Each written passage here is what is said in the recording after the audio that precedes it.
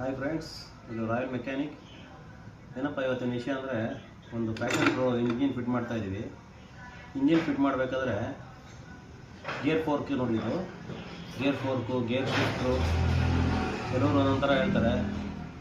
Gear housing ಈ fit ಮಾಡಬೇಕಾದ್ರೆ ಕೆಲವರು ಈ ನ್ಯೂಟ್ರಲ್ ಶಿಮ್ ಇದು ನ್ಯೂಟ್ರಲ್ ಶಿಮ್.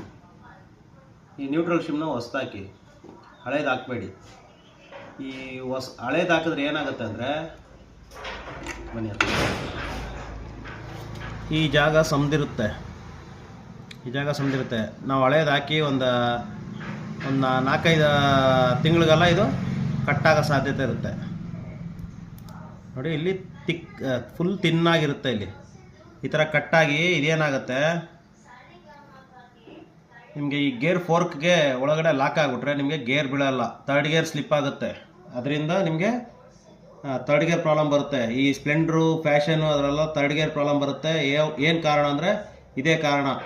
ಇದು ಈ ಶಿಮ್ ಬಂದು ಇದ್ರೊಳಗೆ ಸಿಗಾಕೊಂಡು ಗೇರ್ ಫೋರ್ಕ್, ಇಲ್ಲಿ ನೋಡಿ, ಈ ಮಾರ್ಕ್ ಇದೆ ನೋಡಿ, ಈ ಗೇರ್ ಫೋರ್ಕೆಲ್ಲ ಇಲ್ಲಿ ಸಮದೋಗುತ್ತೆ.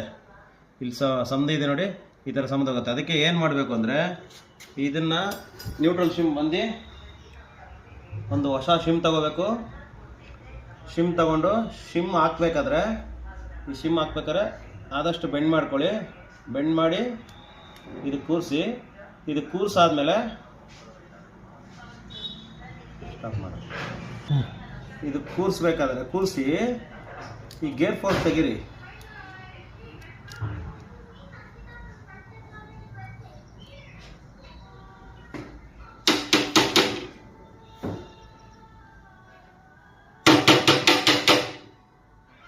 ಈ ಗೇರ್ ಫೋರ್ಕ್ ತೆಗ್ದು ಈ ಪಿನ್ ತೆಗೆದ್ರೆ ಗೇರ್ ಫೋರ್ಕ್ ಹೊರಗಡೆ ಬರುತ್ತೆ. ಒಂದು ಪಿನ್ನು, ಒಂದು ಲಾಕ್ ಬರುತ್ತೆ. ಇದೊಂದು ಪಿನ್, ಇದೊಂದು ಲಾಕ್ ಬರುತ್ತೆ.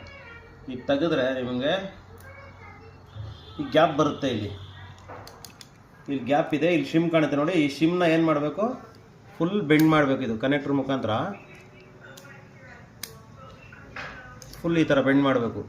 ಈ ಥರ ಬೆಂಡ್ ಮಾಡಿದ್ರೆ ನಿಮಗೆ ಈ ಶಿಮ್ಮು ಕಟ್ಟಾಗೋ ಚಾನ್ಸ್ ಇರೋಲ್ಲ, ಕಳ್ಕೊಳ್ಳೋ ಚಾನ್ಸ್ ಇರೋಲ್ಲ. ಓಕೆನಾ?